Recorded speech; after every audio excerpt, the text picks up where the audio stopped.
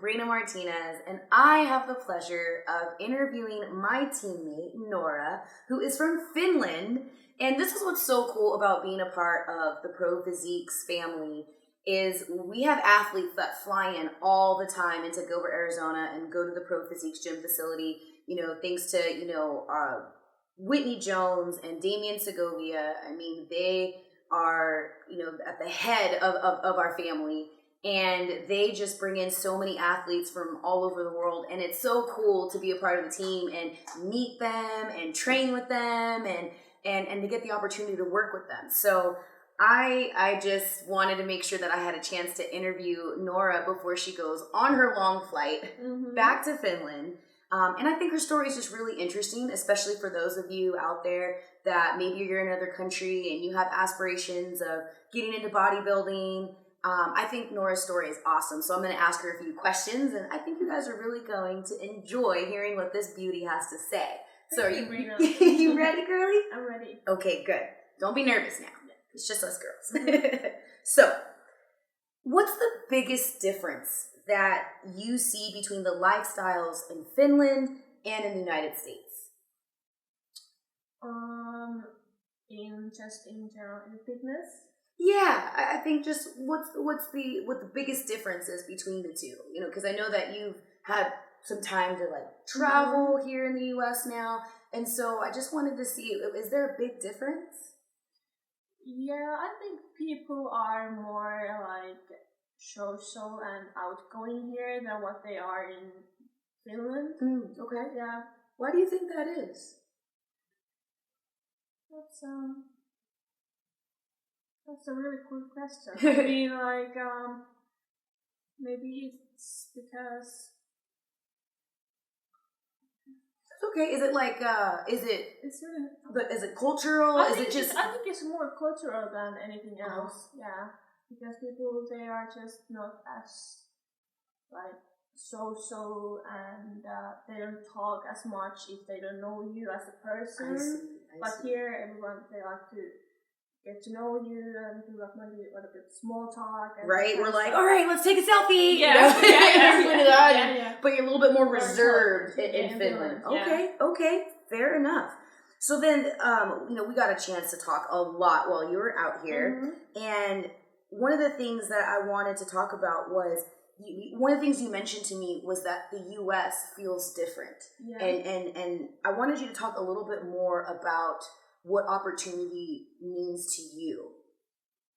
Yeah. I believe that in the U.S. there is just much more opportunities to be what you want to be. Yeah.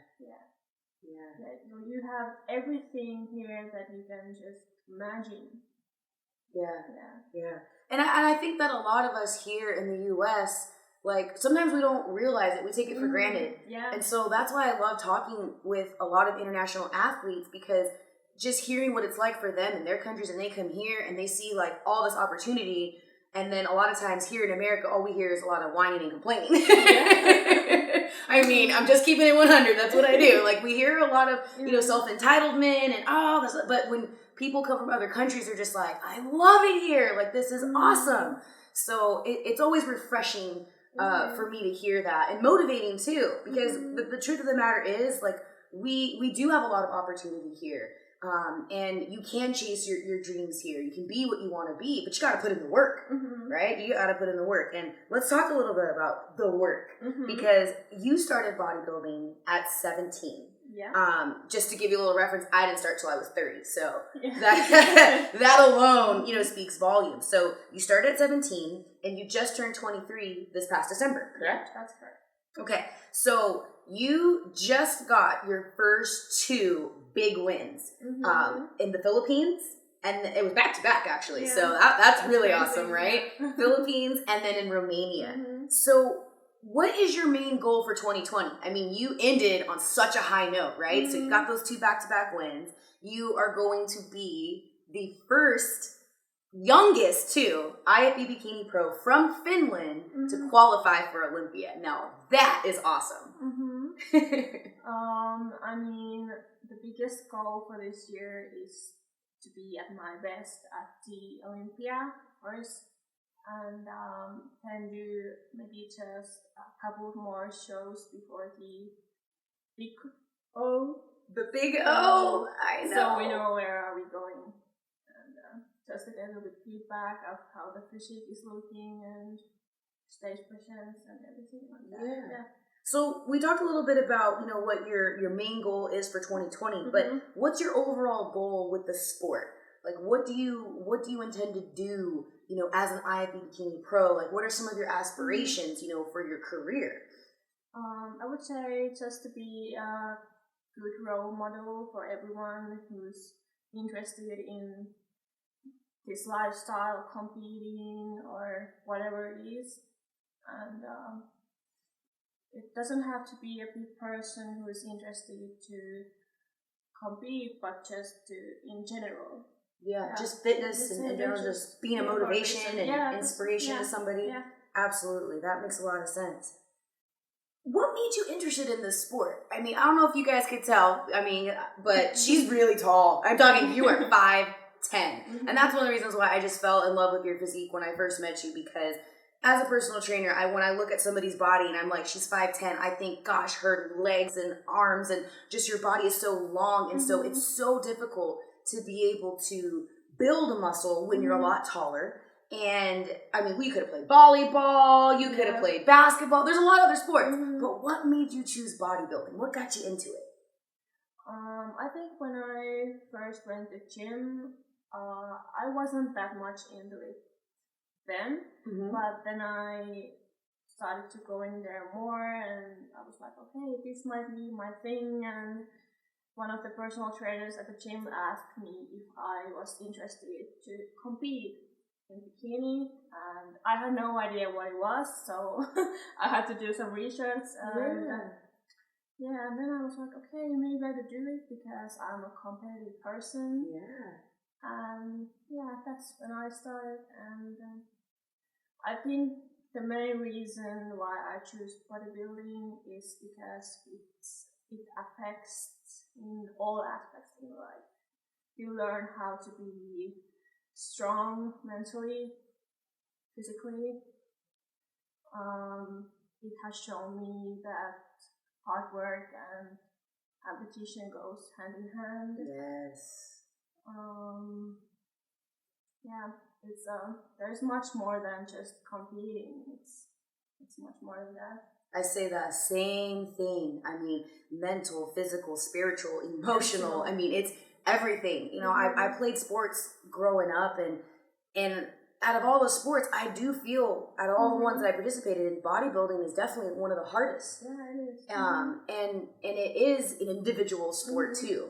So it's like you have to do a lot more, right? Like you can't depend on your teammates. Like, yes, it's great that, you know, we're teammates and we can support one another. But at the end of the day, I can't do your reps for you. You know what I mean? Like I can't keep you on, you know, your nutrition, and that's a choice. That's a choice. Was it hard for you to start with your regimen and get into it right away? Yeah, it was quite hard at first. What was the hardest part? Was it the nutrition? Was it the regular training? I think it was the nutrition. Yeah. Because then when I did my food prep, it took like 3 hours. And I was like, oh, do I have to do this every week? Yes. I think everybody has had that experience, because I know I did when I first started. I didn't know what I was doing. You know, this was like almost 6 years ago. And I had the same thing. I remember crying thinking, like, am I really going to have to? Because it took me 2.5, 3 hours to meal prep. But I didn't know all the hacks, you know, like all the shortcuts. And now you're like, okay, 30 minutes and all the food is ready. Yep, exactly. You learn real quick. So you guys, if you're struggling out there, no, it gets better. You just have to find those hacks. And that's what we share a lot of. So what are you looking to improve with your physique? Like, what is your biggest focus? I would say to come in more fuller, especially from my lower body, like glutes, hamstrings. Yes, I'm a tall girl. If the muscle always disappears, and I'm always has been the one of the leanest girls on stage. So yeah. I have to be sure that I'm not too lean. You run lean, but not on purpose. Like you eat, right? Yeah, This girl will eat. We had some burgers. Yeah. You definitely eat, but it's just, again, your metabolism, how tall you are, like you put it away. So when we say that you eat, I mean, let's be honest. How many cheat meals are you having a week? 2 or 3. 2 to 3. I know you should be jealous because I know I am. And then how much cardio do you do? 0. But don't get it twisted. It's because of how hard you've worked from the beginning. Because you used to. Yeah, I used to, yeah. But then, getting with our coach, Damian, who really believes in feeding us so we could do less, right? So would you say that since you started working with Coach Damian, your calorie intake has increased? Yeah, a lot. I used to not eat as much as I do now. And that's so crazy because I was... Like, if I look back, but it was maybe 1.5 years ago or a year ago, it was a lot different. Yeah. Did it scare you at first to see, like, okay, I want you to eat all this food? Yeah, and you're like, I was like, really? Yeah. So how did you talk yourself through that? Because a lot of athletes, I run into that all the time. I'm like, hey, you got to eat more. And then the first thing, especially as a female, it's like, you want me to eat more? That equates to I'm going to get fat, right? So how did you deal with that mentally? I think I always have my belief in Damian that he does what is the best for you. That's the perfect response. And I'll have to be honest, I'm a little bit biased because as a coach, that's exactly what I would want to hear. You have to trust your coach, right? Obviously, our coach has multiple titles. He's coached people to become champion in multiple divisions. And he's been doing this for a long time. So it's like when you go to a coach and you trust your coach, you got to follow the plan. How do you know it's going to work if you don't give it 100%, right? You can't be afraid. And I mean, and that's the thing as coaches, if we realize, oh, this isn't going to work, we'll scale back. But we can never really do it if you don't give it your all. So I love the fact that you said it's about trust because it is. And the only way that you can do it is just by going full steam ahead. So I love that. I've seen a beautiful transformation with you since you've been working with Coach Damian. And that's why when you asked me to help you with posing, I was like, heck yeah, let's go, And I was extra honored when, because Damian, again, he has so many athletes and then he's always got different events. So while he was traveling, he asked me to, look out for you and have you do some booty work with me and some shoulders. And this girl is definitely probably in the best shape that I've seen when it comes to improvement season. It made me look at myself like, okay, maybe I can, get in the gym a little bit more. No. But because I know that we're all different. You don't want to compare in that regard. But I was so impressed with your decision making. I mean, because you just finished competing, so you don't intend to compete, for a little while. But that wasn't an excuse for you to put on all the extra pounds. Like, would you say that, after your shows, you still trained and you still kind of were selective with your food? Yeah, I got back to the plan as soon as I back home from Romania. It was maybe the other day. Right after the show. But I think one of the biggest things was that I wasn't never starving. And I had cheat meals. And I never suffered. And I have to say that's because you were very diligent. And a lot of people don't understand that. As coaches, we want to be able to feed you. But if you're not consistent, how can we increase the calories? How can we give you a cheat meal when you're cheating on your own already? That's true. And then here's the other thing. If you follow everything and we're able to feed you more, you don't rebound as hard post-show. But, if you weren't really being good with your food and, we have to keep cutting, and then, we're able to bring you in, but how did we do it? If we had to reduce calories, if we had to do more cardio, it's inevitable that you're going to have a harsh rebound post-show, which is why you need to have, a reverse in place. But again, if you ended up struggling all the way through and that reverse won't even work because you were suffering, right? But you didn't have to deal with that. That's why it was easy for you. It's much easier to get back on your plan when you're not starving. Right? So that's why it makes sense. Trust your coach. If you take anything away from this, right, Noora? Trust your coach. Obviously, bodybuilding affects, those in your closest circle. Now, you're currently single. Not that I'm putting out there, guys, so don't be sliding in the DMs, all right? That's my teammate. I'm looking out for her. Yeah, down in the DMs. Yeah, she's not down. But what characteristics would you like in the ideal partner since you're so dedicated to bodybuilding? Like, what would that look like? I would say the person doesn't have to be into bodybuilding, but to understand what it is to be an athlete and live like an athlete every day. Like, it takes a lot. You have to do sacrifices. You cannot always go for fancy dinners whenever you want. And so I would say someone who has who's understanding, loyal, pushes you to be your best, and vice versa. Yeah. That's gonna be hard to find someone to keep up with you because you are very dedicated. But I think coming into the States, you'll probably be able to find something. Yeah. So you love to travel. I do. Can you name some of the countries you visited so far, and what was for not just leisure but competing? Maybe what was your favorite place to visit? Because I know you've done a lot of traveling. Do I have to name all of the countries? Oh man, it's been that many. Okay, how about this? How about name your top 3 or 5? Top 5? Top 5. Yeah. Okay. Top 5 countries you visited so far, whether competing or just, vacationing, that you would recommend. I would say Australia. Bali. United States. Brazil. And Greece. How is Greece?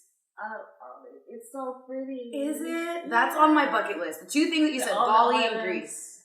Yeah, the it's islands, so pretty. the foods. Yes. It's just like in the pictures. Is it? Mm-hmm. I always wonder. I look at those pictures, I'm like, is that photoshopped or filtered or something? Because that water is so blue. Mm-hmm. Wow. Okay. I'm going to have to bug my husband about that later. We're going to have to go on a vacation to Greece. Okay.